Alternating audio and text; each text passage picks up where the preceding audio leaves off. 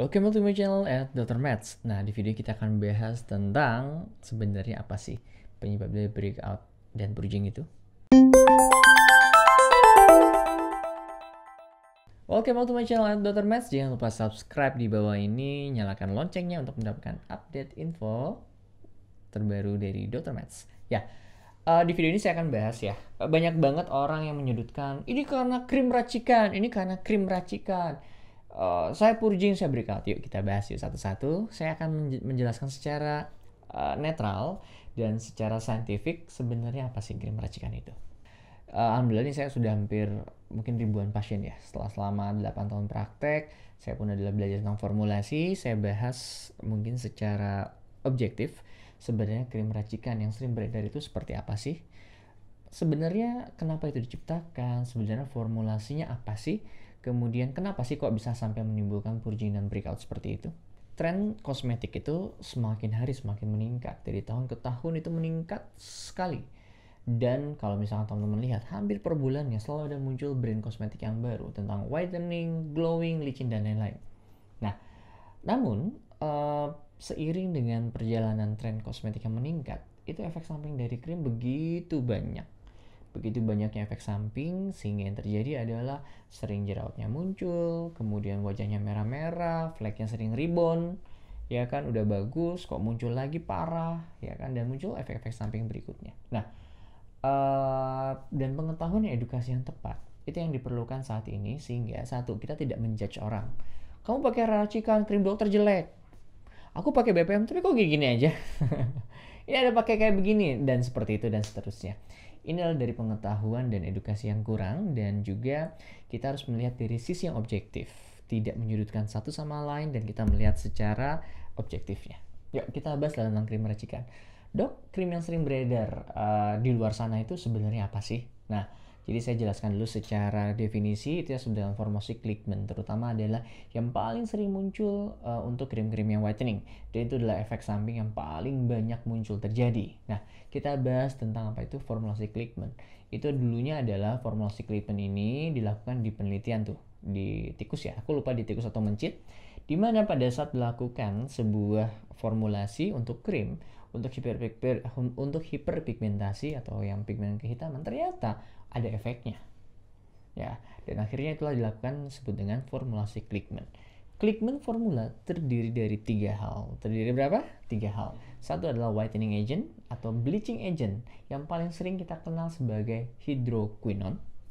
Yang kedua adalah sebagai tretionin atau sebagai keratolytic agent.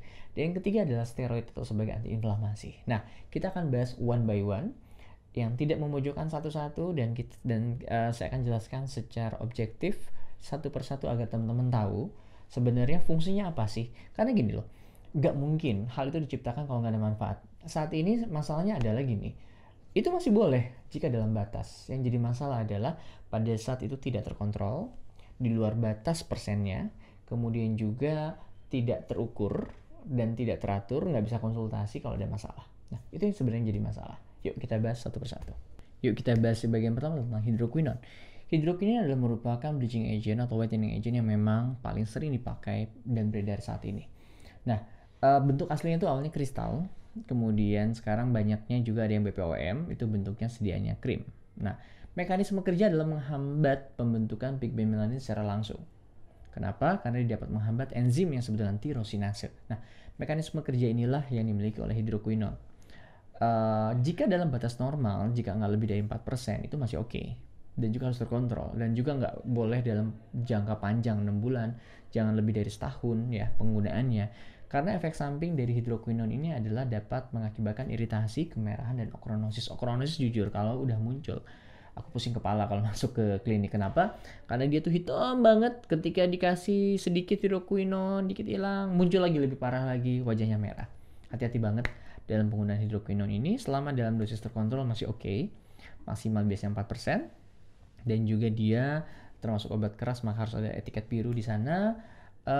Jika dalam penggunaannya tepat, bagus. Dan juga memang perbedaan setiap merek, perbedaan setiap ini memang tergantung dari basis krimnya.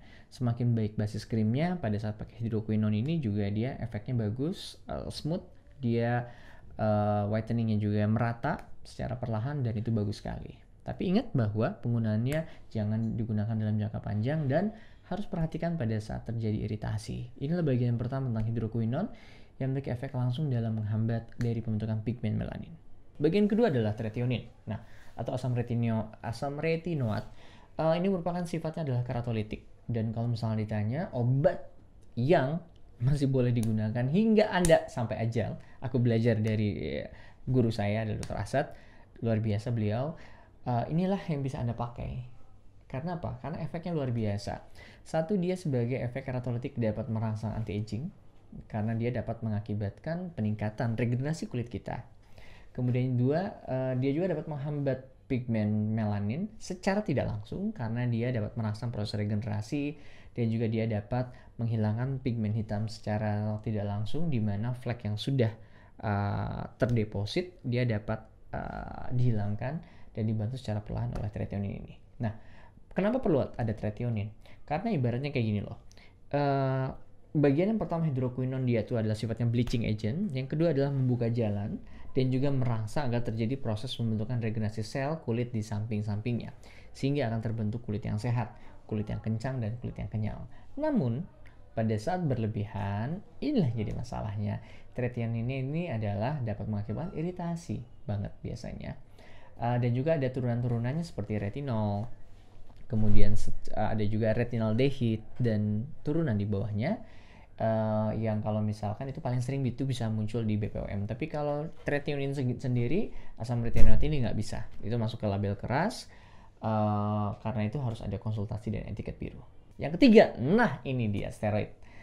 Banyak orang kalau misalkan tanya ke saya, efek paling besar dari krim racikan mana sih? Apakah hidroquinone, tretionin, atau steroid? Coba adalah steroid. Inilah kunci dari kunci seluruh krim racikan.